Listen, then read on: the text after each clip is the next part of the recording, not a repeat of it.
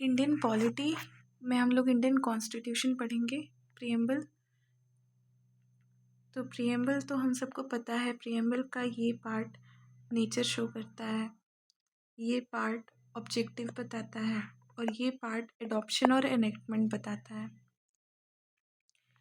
हमारा प्रियम्बल बनाने का इंस्पिरेशन हमें कॉन्स्टिट्यूशन ऑफ यूएसए से मिला था।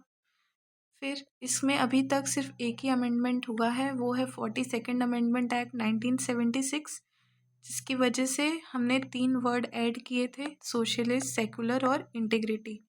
और अमेंडमेंट हम कौन से आर्टिकल की वजह से कर पाते हैं? आर्टिकल 368 ऑफ कॉन्स्टिट्यूशन से। लेकिन हम प्रियम्बल को कम्प्लीटली नहीं चेंज कर सकते, इसके बेसिक स्ट्रक्चर को हम चेंज नहीं कर सकते। तो प्रियम्बल के बेसिक स्ट्रक्चर का अमेंडमेंट नहीं हो सकता, वरना हम प्रियम्बल का भी अमेंडमेंट कर सकते हैं।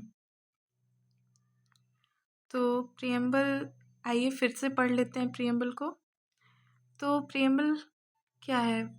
We the people of India having solemnly resolved to constitute India into a sovereign, socialist, secular, democratic republic and to secure to all its citizens justice, social, economic and political, liberty of thought, expression, belief, faith and worship, equality of status and of opportunity, and to promote among them all fraternity, assuring the dignity of the individual and the unity and integrity of the nation in our Constituent Assembly this 26th day of November 1949, do hereby adopt, enact and give to ourselves this Constitution.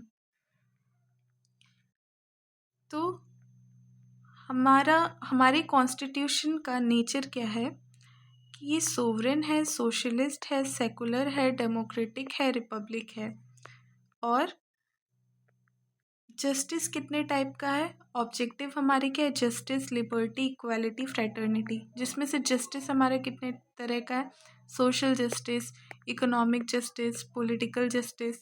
Liberty कैसी कैसी है हम लोग के पास? Liberty of thought है, expression है, belief, faith and worship.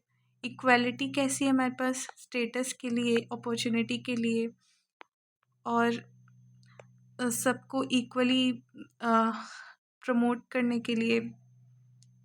Fraternity, assuring the dignity of the individual and the unity and integrity of the nation। Fraternity है, भाई बंधुत्व है और इंडिविजुअल की डिग्निटी को भी अश्योर करने के लिए प्रोविजंस हैं।